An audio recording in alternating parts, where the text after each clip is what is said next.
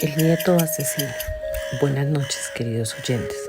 Soy Claudia Milena Olayarenas, estudiante de Derecho, y hoy les traigo un escalofriante caso de la vida real que sacudió los cimientos de la justicia en el siglo XIX. Nos remontaremos al año 1889, cuando un joven llamado Elmer Palmer se convirtió en el protagonista de una historia que sentó un precedente en el derecho, conocido popularmente como el caso de El nieto asesino. Este suceso marcó un antes y un después en la historia legal de los Estados Unidos. Imagina por un momento una tarde fría en un pequeño pueblo de Norteamérica en el siglo XIX. Las hojas de los árboles caían suavemente mientras Elmer Palmer, un joven con una mirada calculadora y una sonrisa que ocultaba un oscuro propósito, tomaba la decisión de asesinar a su abuelo, Francis Palmer, para asegurar su herencia. El anciano, ajeno al peligro que corría, abre la puerta para recibir a su nieto sin saber que este acto de confianza sería el último acto en su vida. El crimen se llevaría a cabo rápidamente. Elmer administró un veneno mortal a su abuelo, asegurándose de que nadie sospeche de sus verdaderas intenciones. Con la muerte del anciano, el testamento entraría en vigor y el joven asesino esperaba a reclamar su herencia. Sin embargo, su crimen es descubierto y es privado de su libertad. Pero lo que Elmer no sabía es que su avaricia no solo lo llevaría a enfrentarse a una batalla legal, sino que también marcaría un precedente en la historia del derecho. Ahora que hemos conocido los sombríos detalles de este crimen, es momento de adentrarnos en las profundas implicaciones legales y morales que surgieron a raíz de este acto y que aún resuenan en el ámbito jurídico actual. El caso Riggs versus Palmer, más conocido como el caso del nieto asesino, no solo sirvió como base para resolver numerosos asuntos legales, sino que también se convirtió en una guía para docentes y estudiantes del derecho. En el centro de este caso, los jueces se enfrentaron a preguntas cruciales que siguen resonando en el ámbito jurídico hasta el día de hoy. El día de hoy quisiera plantearles la siguiente pregunta, para que me acompañen a reflexionar y demos nuestro fallo final. Entonces nos preguntamos, ¿debe un testamento ser ejecutado estrictamente según los deseos del testador? Incluso si esto implica que su muerte la haya causado aquel o aquellas personas que heredarían. Si nos remitimos al derecho sucesorio, el respeto por la voluntad de un testador, sabemos que un testamento es en teoría la última voluntad de una persona y el derecho generalmente lo protege. Sin embargo, cuando la herencia está en manos de alguien que ha cometido un asesinato para obtenerla, surge una tensión entre la voluntad del testador y las implicaciones morales de permitir que un asesino se beneficie de su crimen. Entonces, es aquí donde nos preguntamos nuevamente, ¿debe la ley ser flexible para evitar injusticias o debemos seguirla al pie de la letra, incluso en casos extremos? En mi opinión, no se trata de que la ley deba ser flexible en sí misma, sino que su aplicación deba estar en armonía con los principios morales y éticos que sustentan su promulgación. Las leyes deben ser aplicadas tal y como están escritas, respetando su literalidad y el marco legal establecido. Sin embargo, es igualmente esencial que estas leyes sean interpretadas y ejecutadas teniendo en cuenta los valores morales y los principios éticos que las inspiraron. De esta manera, se asegura no solo el cumplimiento de la ley, sino también la justicia y la equidad en su aplicación. Es aquí donde surge otra incógnita. Es apropiado que los jueces apliquen principios morales y de equidad en la interpretación de la ley cuando ésta no es explícita. Definitivamente los jueces deben adherirse a la ley, pero siempre y cuando ésta sea justa, ya que la base de la ley son los principios morales. Ellos nos llevan a reflexionar sobre el papel crucial de los jueces en la interpretación de la ley. En el caso Riggs versus Palmer, la Corte recurrió a principios morales para evitar un resultado que consideraba injusto, aunque no existía una ley específica que prohibiera que un asesino heredara. Esto plantea un dilema importante. ¿Deberían los jueces tener la libertad de aplicar principios morales para llenar vacíos legales o podría derivar en una justicia arbitraria? Como estudiante de Derecho, les daré mi opinión. Los jueces no solo pueden, sino deben aplicar los principios morales para llenar estos vacíos legales, ya que es precisamente de los principios de donde nacen todas las leyes.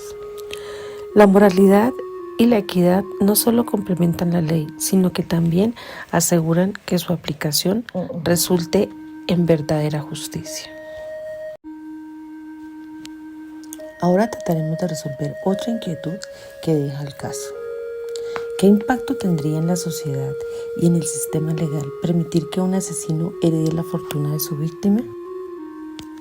Permitir que un asesino herede la fortuna de su víctima tendría un impacto devastador tanto en la sociedad como en el sistema legal. En la sociedad, esto socavaría los principios básicos de la moralidad y la justicia, transmitiendo un mensaje errado en la sociedad. ¿Puede ser el crimen recompensado? Lo que podría dañar la confianza en las instituciones legales y fomentar la desconfianza generalizada. Además, esto podría crear un precedente peligroso en donde las personas podrían verse tentadas a cometer actos criminales con la esperanza de obtener beneficios económicos. En cuanto al sistema legal, permitir tal herencia contradice los fundamentos de la equidad y la justicia. Las leyes están diseñadas para proteger a los ciudadanos y garantizar que los actos inmorales o criminales no sean recompensados. Si se permitiera que un asesino heredara, se estaría violando este principio básico, lo que podría llevar a un debilitamiento del respeto por las leyes y una percepción de injusticia en el sistema. En última instancia, esto podría generar un desequilibrio en la sociedad, donde la impunidad prevalecería sobre la justicia. Esta pregunta invita a reflexionar sobre las implicaciones más amplias de permitir que un asesino herede. Si la ley permitiera tal cosa, ¿qué mensaje enviaría esto a la sociedad? ¿Podría socavar la confianza en el sistema legal y promover comportamientos criminales? Si la ley permitiera tal cosa, estaría enviando un mensaje extremadamente peligroso a la sociedad, sugiriendo que el crimen puede ser recompensado en lugar de castigado. Esto no solo contradiría los principios fundamentales de justicia y moralidad, sino también podría socavar la confianza pública en el sistema legal. El permitir que un asesino herede no solo corromperá el sentido de justicia, sino que también podría fomentar un ambiente en el que el respeto por la ley se debilite y la moralidad se vea comprometida. Por otro lado, algunos podrían argumentar que la ley debe ser neutral y no influenciada por consideraciones morales. Aquí podemos explorar las posibles consecuencias de ambos enfoques, tanto desde una perspectiva social como legal. Si yo hubiera formado parte del tribunal encargado, es decir, el caso de Elmer Palmer, mi postura habría sido negar al nieto asesino el derecho a heredar. Esta decisión que he tomado se sustenta en la integración de dos corrientes jurídicas fundamentales, el ius positivismo y el ius naturalismo.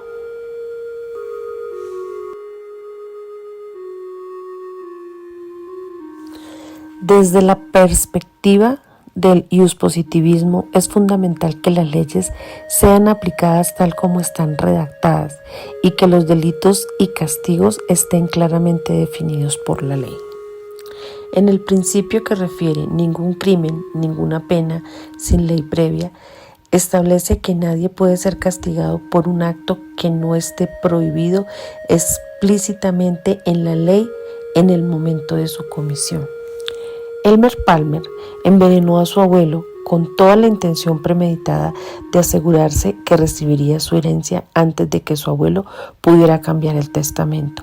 Este acto es una clara violación de los principios básicos de la justicia y la moralidad. Permitir que Elmer se beneficie de su crimen sería una afrenta a la justicia y socavaría la confianza en el sistema legal.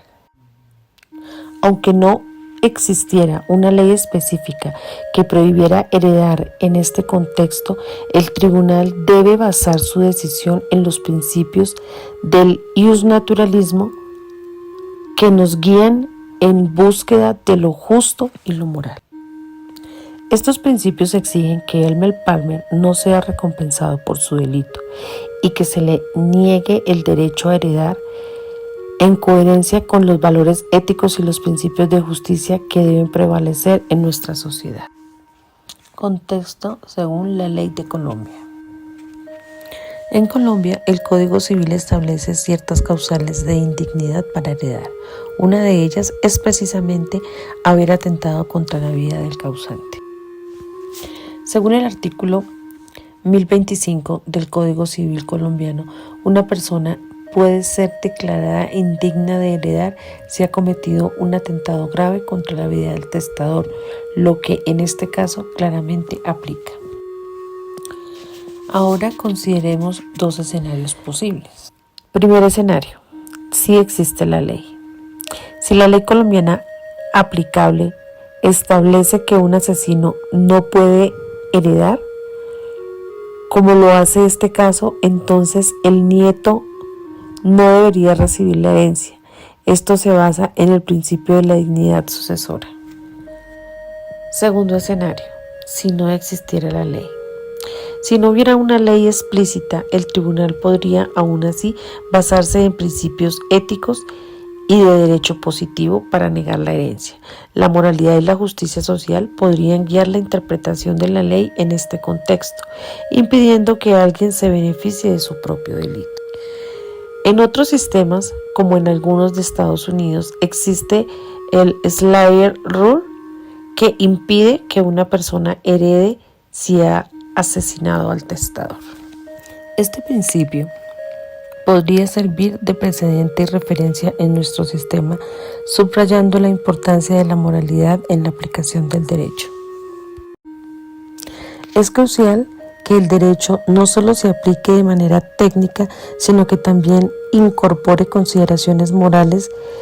Un sistema que permita a un asesino heredar socava la confianza de la justicia y en los principios fundamentales de nuestra sociedad.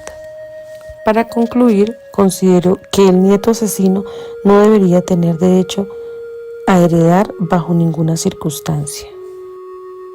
Este caso nos recuerda la importancia de interpretar el derecho de una manera que promueva la justicia y proteja los valores éticos que sostienen nuestra sociedad. Finalmente, me gustaría invitarles a reflexionar sobre este dilema. Si ustedes fueran jueces de la República, encargados de un caso como este o similar a este, ¿qué decisión tomarían? ¿Cómo equilibrarían la moralidad y la ley? Estoy segura que cada uno de ustedes tiene una opinión valiosa y que este ejercicio de reflexión contribuirá a nuestro entendimiento del derecho y la justicia. Gracias por acompañarme en este análisis y los invito a compartir conmigo sus pensamientos y su opinión acerca del caso del nieto asesino. Hasta la próxima.